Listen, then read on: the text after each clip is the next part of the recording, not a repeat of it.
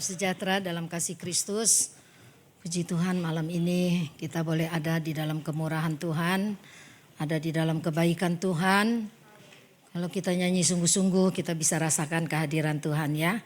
Makanya dalam setiap ibadah kita harus konsen penuh. Ketika kita pujian aja, hadirat Tuhan udah menguasai kita. Ya, tapi kalau kita nyanyinya asal-asalan, pikirannya melayang-layang, ya kita nggak ngerasain apa-apa. Yang kita dapatkan adalah kusut pikirannya ya. Jadi datang kusut, pulang kusut gitu loh ya. Jadi jangan sampai seperti itu. Malam ini saya masih dalam suasana Paskah, saya mau bawa tentang kebangkitan, kenaikan Tuhan ke sorga. Itu memberikan 3 poin penting dalam hidup kita. Itu temanya pada malam ini. Yuk kita baca di dalam Kisah Para Rasul 1 ayat yang ke-6 sampai yang ke-11.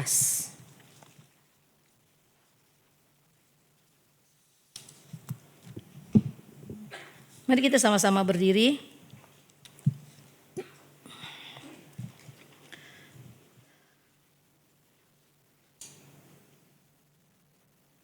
Judul perikopnya adalah Yesus terangkat ke surga.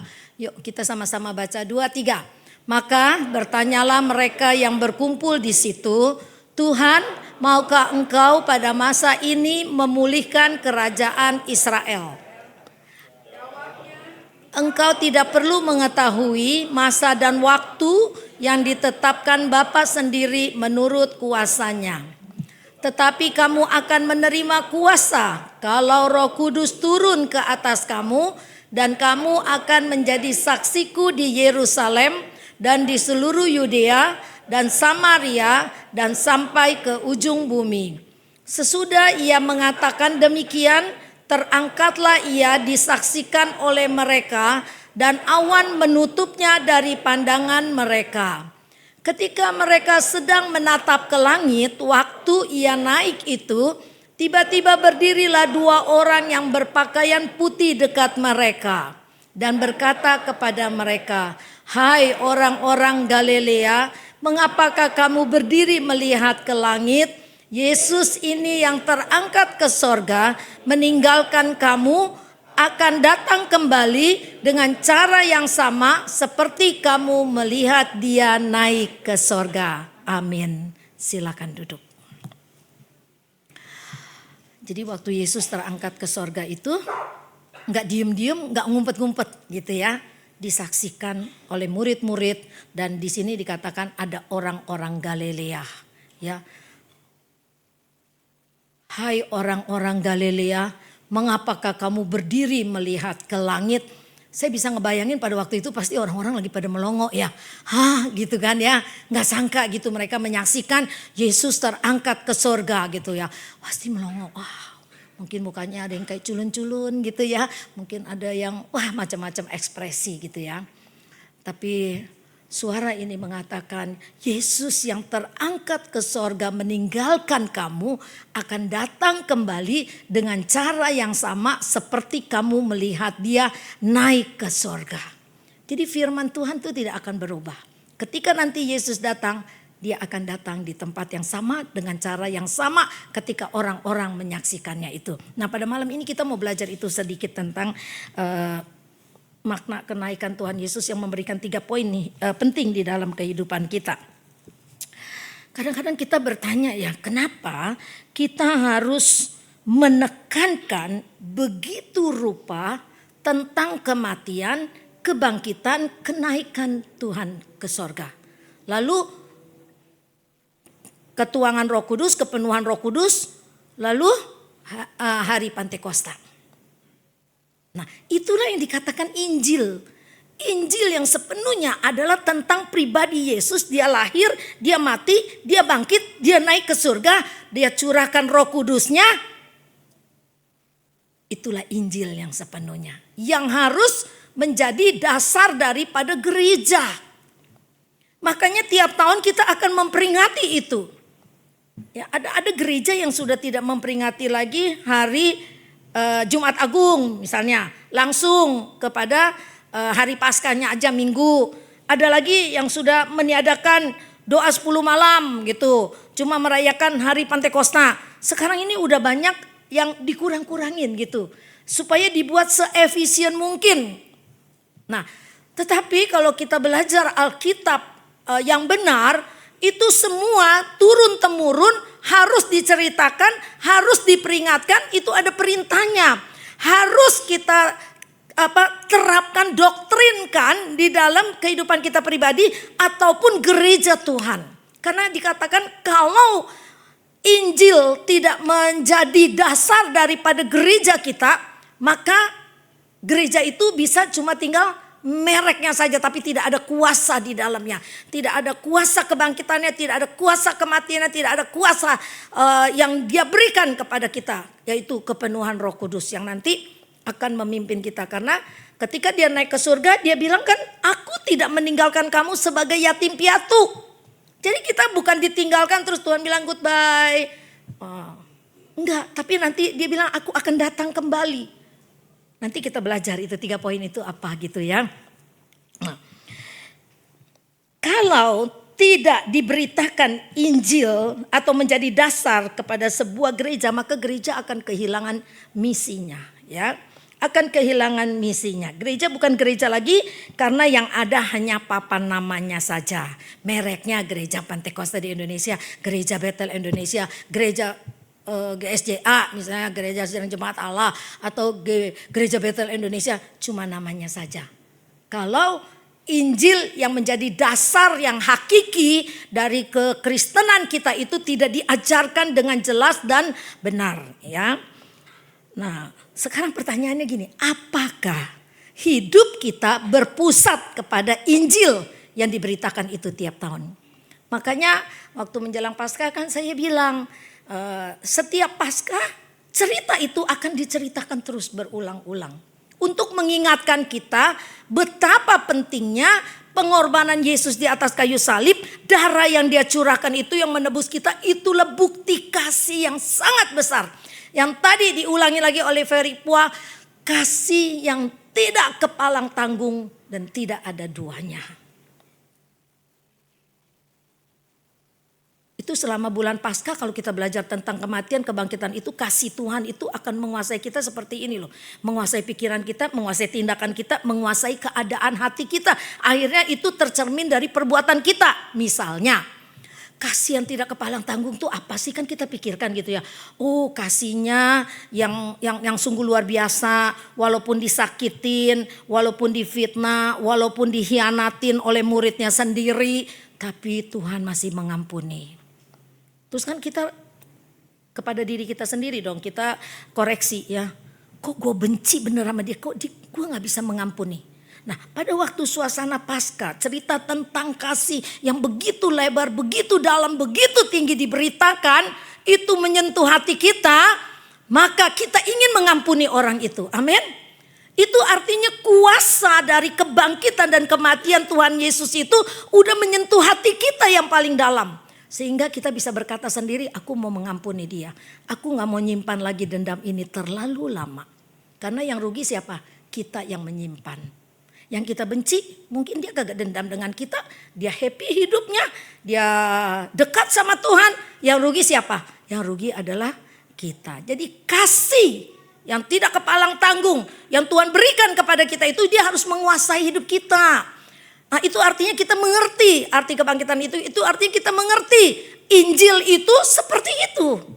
Nah, pada waktu Kristus bangkit yang dikatakan itu adalah buah sulung kebangkitan, kebangkitannya dan kenaikannya ke sorga itu memberi kuasa yang besar bagi manusia di dunia ini. Karena apa? Saya catat di sini ketika saya belajar tentang sejarah itu ya, kebangkitan itu ya. Karena hari yang paling penting buat gereja mula-mula bukanlah hari Natal, tapi hari Paskah. Mengapa? Karena melalui Paskah manusia mulai menyadari bahwa titik akhir dari kehidupan bukanlah kematian. Beberapa minggu yang lalu saya sudah jelaskan kan, malaikat dibuang karena malaikat roh Tidak ada tubuh, dia dibuang. Ketika dia melawan Allah, dia jadi iblis. Dan Tuhan tidak menyelamatkan malaikat. Tapi ketika manusia jatuh dalam dosa, Allah berikan anaknya yang tunggal, Yesus Kristus, untuk menebus kita. Supaya dia bisa jadi manusia, dia bisa menggantikan darah anak domba itu. Nah, itu betapa mulianya dan betapa berharganya hidup kita ini. Nah, setelah Yesus mati, bangkit dari antara orang mati, manusia pada zaman itu mulai yakin terhadap kebangkitan Tuhan adalah harapan baru untuk iman mereka. Dan untuk mengubah seluruh suasana kerajaan Romawi. Pada waktu itu kan dikuasai oleh Romawi. Dan Romawi itu kejam banget. Ya, peristiwa Koloseum yang dimana orang-orang Kristen dibantai. Itu zaman Romawi, ya, zaman Kaisar Nero yang paling jahat itu ya. Dan pada zaman itu suasananya penuh dengan penindasan, perbudakan, ketidakadilan dan segala macam kejahatan moral dan dosa-dosa yang luar biasa. Kita bisa bayangkanlah dosa-dosa yang luar biasa itu seperti apa. Nah, ketika Yesus bangkit, mereka sadar bahwa akhir dari kehidupan bukan kematian. Karena dari kematian itu ada kebangkitan. Dan kebangkitan itu kepada mereka yang percaya memberikan suatu harapan yang baru. Memberikan sebuah pandangan yang jauh ke depan bahwa sesudah kematian ada satu kehidupan yang kekal. Kan kalau kagak diberitakan kita tidak tahu bahwa sesudah kematian itu ada hidup yang kekal. Maka dikatakan Kristus adalah buah sulung dari kebangkitan itu. Dan melalui kebangkitan itu kita tahu bahwa ada sebuah kehidupan yang kekal yang Tuhan sediakan. Nanti kita lihat dari poin 1, poin 2, poin 3. Kita lihat di sini sekarang. Yesus naik ke surga. Kita lihat yang pertama adalah untuk menyediakan tempat bagi kita. Yohanes 14 ayat 2 dan 3 ditampilkan.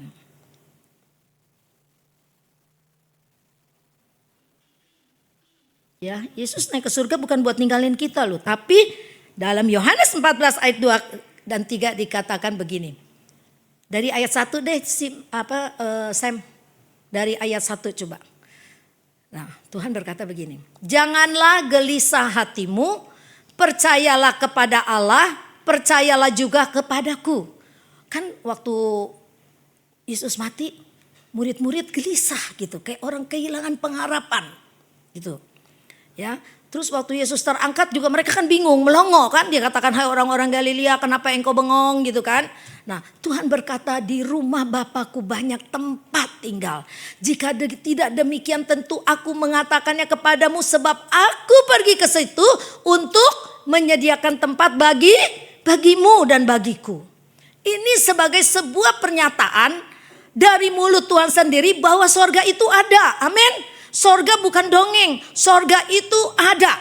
Ayat yang ketiga. Oh, cuma sampai 3 ya. Oh iya, tadi tante nyebutnya cuma sampai 2 dan 3 ya. Ya, jadi ini ayat sebelum Yesus naik ke surga. Dia berjanji untuk menyediakan tempat bagi saya dan saudara. Sorga bukan dongeng. Sorga itu ada. Siapa yang mau ke sorga? Gak ada yang angkat tangan loh. Gak ada yang mau ke surga rupanya ya. Gak ada yang mau ke surga. Tante kan tanyanya gak ya, hari ini siapa yang mau ke surga. Nah kalau hari ini ya habis lah. Tapi kan cuma tante siapa yang mau naik ke surga. Ya saya mau naik ke surga lah. Nanti ketika Tuhan memanggil saya pada waktunya, pada usia tertentu. Ya saya mau ke surga. Gitu. Jadi ada sebuah tujuan yang pasti dengan pengiringan kita kepada Tuhan. Bukan sekarang, saya juga masih butuh kalian. Kalau sekarang waduh sedih banget ya. Bukan sekarang ya. Jadi Tuhan menyediakan tempat bagimu dan bagiku. Ada tujuan yang pasti, ada alamat yang pasti. Amin. Bukan alamat palsu kata lagu Ayu Ting Ting, bukan. Alamat yang pasti yaitu sorga. Kalau Yesus tidak bangkit dan dia naik ke surga dan dia tidak memberikan janji ini, mungkin kita gak percaya ada sorga. Tapi Yesus sendiri yang berkata, aku pergi ke situ dan telah menyediakan. Dia menyediakan tempat bagi kita. Itu sorga yang kekal. Itu yang pertama kebangkitan Tuhan. Dia akan menyediakan tempat buat kita. Yesus naik ke surga seperti seorang yang misalnya suami pergi kerja keluar kota gitu ya. Mau ngumpulin duit lebih banyak supaya nanti sukses kerjaannya, bisa beli rumah, beli mobil, anak-anak bisa sekolah di sekolah yang baik. Nanti kalau udah berhasil, istri anak-anak semua pada kumpul. Kira-kira begitu kali ya kalau saya ngebayangin gitu. Ketika Yesus pergi, aku pergi ya ke sorga gitu. Aku naik ke sorga, nanti aku sediakan tempat bagimu. Nanti udah waktunya kita kumpul sama-sama begitu ya. Indah banget gitu ya janjinya Tuhan itu ya. Nah, ketika kita percaya akan janji Tuhan, itu memberikan sebuah pengharapan yang pasti buat kita. Bahwa kalau aku melakukan kebaikan tidak sia-sia. Kalau aku melayani Tuhan dengan sungguh-sungguh tidak sia-sia. Kalau aku mengampuni orang tidak sia-sia. Kalau aku bekerja membantu orang lain demi pekerjaan Tuhan tidak akan sia-sia. Karena aku tahu ketika kerjaku selesai, Tuhan memanggil aku ada di tempat yang sudah disediakan. Alamatnya benar gitu loh. Alamatnya pasti, gak mungkin. Kemana ya jalannya, kiri apa kanan ya? Aduh mungkin lurus kali, gak begitu lagi. Kalau kita udah jalani dengan baik, gak begitu lagi. Kita tahu pasti kemana kita akan pergi ya. Yang kedua, dengan cepat. Jadi kita di dunia ini tidak hopeless lah ya. Tidak kehilangan pengharapan, ada pengharapan. Yang kedua,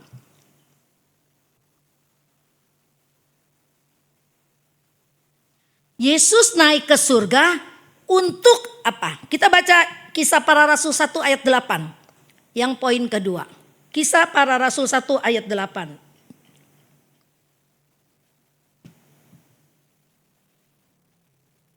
2-3 sama-sama. Tetapi kamu akan menerima kuasa kalau Roh Kudus turun ke atas kamu. Dan kamu akan menjadi saksiku di Yerusalem dan di seluruh Yudea dan Samaria dan ke ujung bumi. Dia naik ke surga. Dia bilang dia tidak tinggalkan kita sebagai yatim piatu dan dia akan kirim Roh Kudus. Roh Kudus turun ke atas kita. Jadi yang kedua adalah dia naik, dia bangkit. Dia naik ke sorga untuk memberikan sebuah kuasa, yaitu kuasa Roh Kudus ke atas kita. Kuasa Roh Kudus ini penting banget. Tapi malam ini saya nggak bicara tentang Roh Kudus dulu. Saya bicara 3 makna ini aja ya. Nanti Kamis depan baru kita bicara tentang Roh Kudus. Nah, dia memberikan kita kuasa Roh Kudus karena begini. Kuasa yang di sini dikatakan kamu akan menerima adalah kuasa yang dinamis, kuasa yang bergerak. Artinya ya kuasa yang dinamis itu kuasa yang bergerak. Kuasa yang itu istilah Yunani ya, dunamis. Istilah itu menunjuk kepada kuasa yang bekerja, bertindak, bukan kuasa yang pasif ya. Bahwa kuasa Roh Kudus di dalam Lukas, kalau kita baca Lukas 4 ayat 14, 18, 36, di situ di bagaimana Tuhan menjelaskan kuasa Roh Kudus yang diberikan kepada kita itu bisa mengusir roh-roh jahat. Dengan urapan kuasa Roh Kudus bisa menyembuhkan orang sakit. Dan juga dengan kuasa itu kita bisa berani memberitakan Injil. Jadi di sini kuasa itu adalah kuasa yang dinamis, yang bergerak, bertindak dan memberkati orang lain ya. Jadi kalau kita udah diberi kuasa, kita bukan jadi orang yang takut lagi gitu loh. Kita bukan orang penakut lagi, orang yang pemberani ya. Maka Tuhan bilang begini, kamu akan menjadi saksiku di Yerusalem, di Yudea dan juga ke ujung bumi ya. Jadi yang ke Yerusalem, apa itu maksudnya Yerusalem? Mulai jadi saksi di rumah kita dulu. Di rumah kita dulu kita jadi saksi. Kita makan bareng anak-anak, kita bicara di mobil tentang kebaikan Tuhan, atau kalau kita lagi duduk-duduk kita ceritakan kebaikan Tuhan, kesaksian bagaimana Tuhan menolong, bagaimana Roh Kudus itu bekerja. Jadi sharing dulu melalui keluarga kecil kita. Lalu kalau kita udah lakukan itu, Yudea dan Samariamu itu apa? Yaitu kita jadi berkat ke tetangga kita, ya, ke tetangga kita, ke grup-grup komplek kita, ke grup WA kita, ke grup di kantor-kantor gitu. Jadi Yudea dan Samaria itu adalah masih seputar dengan kita. Jadi jangan sampai tetangga kiri kanan kamu nggak ngomong musuhan, terus depan belakang juga nggak akur, nggak musuhan tapi kurang akur. Ih, nggak senang sama dia, kiri kanan musuhan. Nah ini bagaimana? Mau menjadi saksi di Yudea dan Samaria, apalagi sampai ke ujung bumi gitu. Kalau nih logika jalan, kalau kiri kanan kita musuhan, depan belakang kita nggak akur, kira-kira yang bermasalah tetangga kita apa kita? Ada yang berani jawab nggak? Kira-kira yang bermasalah itu kita apa tetangga kita? Kiri kanan kita nggak akur, musuhan. Depan belakang nggak akur, nggak demen gue sama dia gitu. Yang bermasalah siapa? Oh tetangga. Kalau Tante Nila yang bermasalah saya, kalau saya kiri kanan nggak akur, musuhan depan belakang saya nggak akur, yang bermasalah adalah saya. Kalau kalian jawabnya tetangga, oke lah. Tapi Tante Nila, itu saya yang bermasalah. Kenapa saya nggak bisa akur sama semua orang? Padahal kasih yang tidak kepalang tanggung itu mengajarkan kita untuk mengasihi orang lain, untuk mengampuni, untuk menjadi berkat bagi orang lain. Jadi kalau udah terima kuasa, Roh Kudus turun ke atas kamu, ada tugas menjadi saksi. Kita bangga nih ya. Roh Kudus udah turun. Hari kelima aku dipenuhkan Roh Kudus. Lalalalalalala misalnya. Bisa berbahasa roh. Tapi hidupmu tidak jadi berkat. Di gereja kamu gak akur. Di tetangga kamu gak akur. Bagaimana ini? Ya mungkin saya gak berani tegur ya. Tapi melalui firman Allah, saya bukan nyindir. Tapi setidaknya kita koreksi diri kita melalui firman. Melalui firman kita koreksi diri. Baru kita bisa melaksanakan amanat agung Tuhan. Sampai ke ujung bumi, ke ujung dunia. Mungkin gak punya ongkos ke ujung dunia. Tapi puji Tuhan sekarang ada internet, amin. Ada TikTok, ada IG, ada Facebook. Kita share yang bagus-bagus. Orang lain baca, wah, ya dikuatkan. Nah, jadi menerima kuasa bukan cuma bangga aku bisa berbahasa roh, tapi Anda tidak berbuat apa-apa untuk pekerjaan Tuhan. Mesti dipertanyakan nih, roh apa kemarin yang masuk? Karena kalau Roh Kudus masuk dalam hati kita, dia menguasai pikiran kita, itu akan keluar melalui satu tindakan yang baik, satu kasih yang memancar, satu kuasa yang orang lain bisa rasakan. Ini ada kuasa kasih melalui orang ini. Gitu. Ada gak di sini keluar dari gereja? Belum ada sih yang laporan ke tante. Tante itu siapa sih? Tadi aku amprokan di pintu tuh depan WC, dia malah gak nengok. Gak lihat aku, malah dia lewat aja.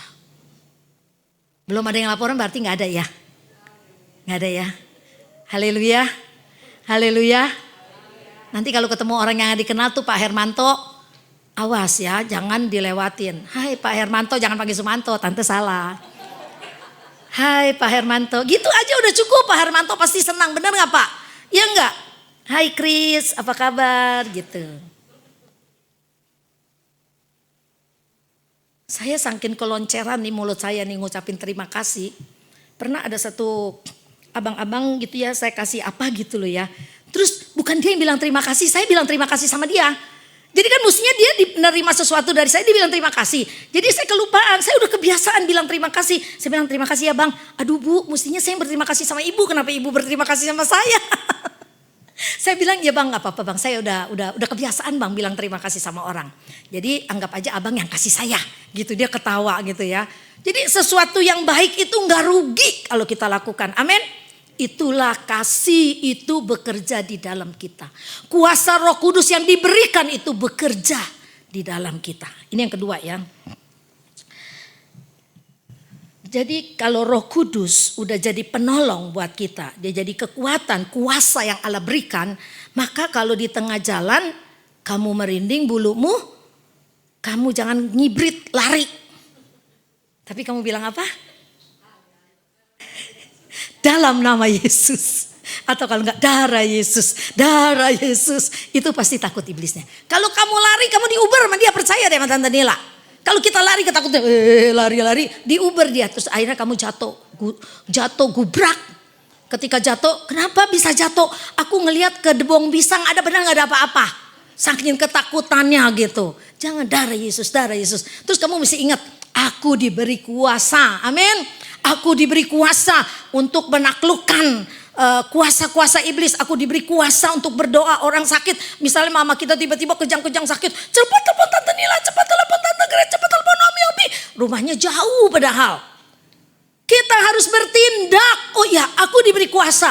Kuasa Roh Kudus. Dalam nama Yesus Tuhan, tolong mama. Tolong mama. Supaya mama sadar. Terus segera bertindak bawa ke rumah sakit. Itu kita diberi kuasa dan kita pergunakan kuasa itu. Amin. Jadi kamu itu ada kuasa, harus ingat. Dan kau pakailah kuasa itu di dalam perjalanan hidupmu. Tapi kalau memang untuk suatu hal tertentu, bukan emergency, itu Tante cerita kalau emergency.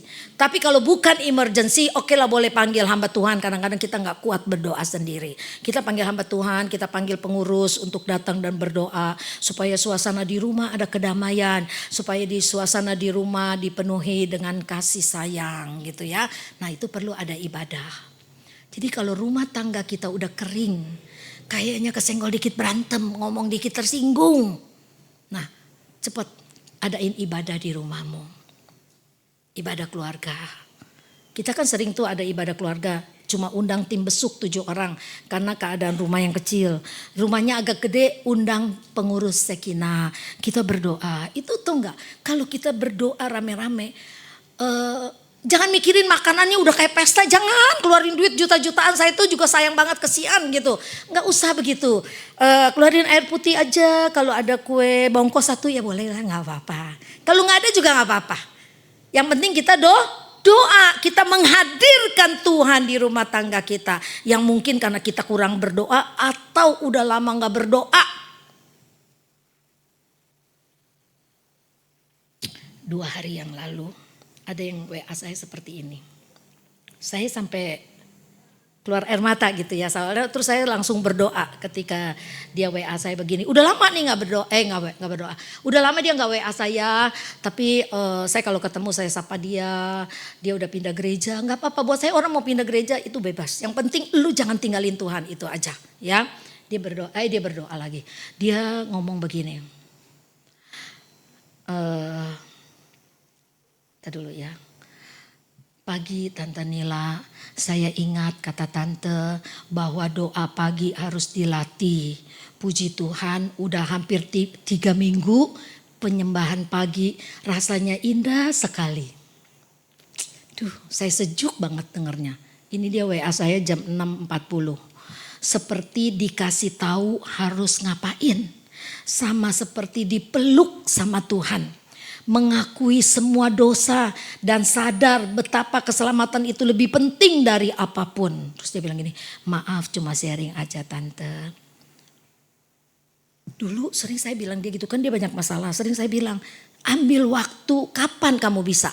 Kalau malam kamu susah tidur, ambil waktu malam itu untuk berdoa secara khusus buat Tuhan. Tapi kalau kamu gampang tidur seperti Tante Nila, pagi-pagi bangun dan ambil waktu di pagi hari itu kita untuk berdoa. Ada waktu khusus buat Tuhan, pasti ada sesuatu yang kamu akan rasakan. Itu bertahun-tahun lo ngomongnya. Dan baru hari 3 minggu ini dia baru rasakan itu ketika dia melakukan. Jadi setiap firman yang disampaikan oleh hamba Tuhan tidak pernah sia-sia. Amin. Hari ini kamu tidak lakukan, tahun depan tidak lakukan, nanti ada waktu Roh Kudus akan ingatkan berdoa, ambil waktu untuk berdoa. Dan saya bahagia banget loh. Dia bilang seperti dikasih tahu, setelah dia lakukan 3 minggu tiap pagi dia berdoa, dia bilang seperti dikasih tahu harus ngapain hari ini. Sama seperti dipeluk Tuhan, indah banget. Saya waktu mau dioperasi berkali-kali saya saksikan, saya takut setengah mati ketika dalam ketakutan saya berdoa kepada Tuhan. Saya rasanya orang yang paling disayang Tuhan. Anda semua gak disayang Tuhan. Bisa punya perasaan seperti itu. Itu kuasa Roh Kudus menguatkan kita. Walaupun secara kenyataan Tuhan sayang sama semua orang yang dekat sama Dia. Tapi untuk momen-momen tertentu ketika kita ada di titik terendah kehidupan kita. Ketika kita berserah kepada Tuhan dan mohon kepada Tuhan. Roh Kudus bekerja, kita merasa disayang Tuhan, paling disayang. Dan ini orang merasa dia dipeluk oleh Tuhan. Mesti rasakan itu. Itu indah luar biasa. Saya waktu pertama kali dipenuhkan Roh Kudus tahun 1985. Selain saya bisa berbahasa roh, saya merasa ada yang menyentuh ini bahu saya. Seperti saya ditumpang tangan begini. Habis doa saya tanya pendetanya, tadi saya ditumpang tangan ya? Enggak. Oh saya tahu Tuhan Yesus yang tumpang tangan buat saya. Setelah penuh Roh Kudus, cuma bisa berbahasa roh terus kita diam-diam aja? Enggak, memang ada harus tindakan. Kuasa itu dinamis, bekerja, bergerak, melakukan sesuatu untuk kepada Tuhan ya. Jadi tiap pagi kita doa, Tuhan hari ini aku ngadepin karyawanku yang nyebelin luar biasa. Tuhan tolong saya. Hari ini Tuhan anakku ngelawan aku dan aku sedih bukan main. Hatiku teriris-iris, Tuhan tolong pimpin aku. Jadi Roh Kudus akan terus kayaknya memancing kita, ayo kita ngobrol gitu ya. Jadi itu indah banget ya. Yang ketiga. Jadi yang kedua kesimpulannya begini, kenaikan Tuhan itu dengan diberikannya kuasa oleh Tuhan, seolah-olah kita tuh nggak kerja sendirian. Engkau tuh nggak sendirian loh di dunia yang fana ini. Engkau tuh tidak sendirian loh di tengah-tengah orang yang begitu jahat. Ada aku. Ada Roh Kudus. Maka kalau Tuhan tidak naik, kan Tuhan bilang, memang lebih baik aku pergi dan aku kirim penolong yang lain, yaitu Roh Kudus. Kalau dia tidak pergi, tidak naik ke surga, maka Tuhan cuma ada di mana? Ada di mana? Israel. Cuma ada di Israel buat orang Israel. Tapi karena dia naik ke surga, kepada kita yang percaya, dia ada di hati kita, dia ada di rumah kita, dia ada di kantor kita, dia ada di mobil kita. Dia ada menguasai kita ketika kita percaya kepada dia. Ini kuasa yang luar biasa, kuasa yang dinamis. Yang ketiga, Yesus naik ke surga untuk kita baca Kisah 1 ayat 8 dan 11. Kisah Para Rasul 1 ayat 8. 2, 3 kita baca sama-sama. Kok sama sih?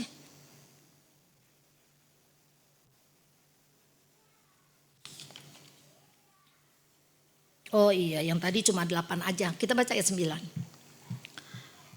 Tetap sesudah ia mengatakan demikian, terangkatlah ia disaksikan oleh mereka dan awan menutupnya dari pandangan mereka. Terus ayat 10 sampai 11, ketika mereka sedang menatap ke langit waktu ia naik itu, tiba-tiba berdirilah 2 orang yang berpakaian putih dekat mereka. Ayat 11, dan berkata kepada mereka, hai orang Galilea, mengapakah kamu berdiri ke langit? Yesus ini yang terangkat ke sorga, meninggalkan kamu dan akan datang kembali dengan cara yang sama seperti kamu melihat dia naik ke surga. Tetapi yang mau saya ambil adalah ayat yang ke-8 yang berkata begini, jadilah saksiku.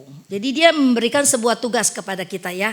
Jadi yang kedua kita diberikan kuasa, yang ketiga kita akan menjadi saksinya ya. Jadi malaikat tegur orang Galilea itu, mengapa kamu berdiri melihat ke langit? Artinya jangan bengong, cepat kerja, saksikan, beritakan kepada orang lain ya. Puji Tuhan. Kenaikan Yesus ke sorga, ada sebuah buku yang saya baca ilustrasinya begini. Kenaikan Yesus ke surga itu kayak orang wisuda. Jadi Yesus udah diwisuda, terus dia udah lulus kerjanya di bumi, tugasnya di bumi ini udah lulus, dia udah selesaikan, dia sudah diwisuda dan dia sekarang duduk di sebelah kanan Allah Bapa. Bagus juga nih ilustrasi, makanya saya catat ya. Tapi kita ini udah wisuda belum? Belum. Kita belum wisuda, kita masih mahasiswa yang dikasih skripsi. Skripsinya namanya adalah amanat agung Tuhan. Coba kita baca di dalam Matius 28. Ayat yang terakhir, Sam. Supaya kita nanti di wisuda, lulus, masuk ke dalam surga, berkumpul bersama Allah Bapa, maka kita harus selesaikan pekerjaan kita. Ajarlah mereka melakukan segala sesuatu yang telah kuperintahkan kepadamu. Ayat 19 dulu deh, ayat 19. Karena itu, sama-sama baca, 2, 3. Karena itu pergilah, jadikanlah semua bangsa muridku dan baptislah mereka dalam nama Bapa dan Anak dan Roh Kudus. 20. Dan ajarlah mereka melakukan segala sesuatu yang telah kuperintahkan kepadamu. Dan ketahuilah aku menyertai kamu senantiasa sampai kepada akhir zaman. Ingat, kita belum diwisuda, kita masih nyusun skripsi. Skripsinya adalah ini ya.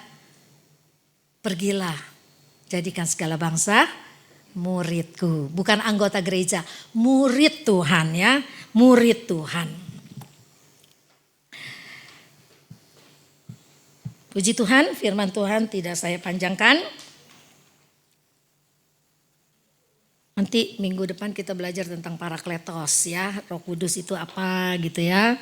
Jadi puji Tuhan, kita belajar sedikit-sedikit lah supaya kalian ingat 3 poin ini, bahwa kenaikan Tuhan dia menyediakan tempat bagi kita, dia memberikan kuasa Roh Kudus bagi kita, dan kita harus menjadi saksinya. Kita kalau ngajar anak-anak sekolah minggu yang udah agak besar, juga kita harus sederhanakan poin-poinnya supaya itu ingat, gampang diingat, nancep di otak mereka.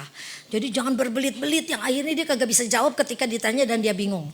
Orang tua juga begitu. Kebanyakan kalau kita kasih yang wow, dia bingung, apaan sih tadi? Baru keluar pintu dia udah lupa. Tapi anak Sakinah puji Tuhan ingat terus sampai nanti kalau kita ketemu dijadiin bercandaan. Gak apa-apa, berarti kamu ingat firman Tuhan. Amin. Yuk sama-sama kita berdiri. Kita akan berdoa.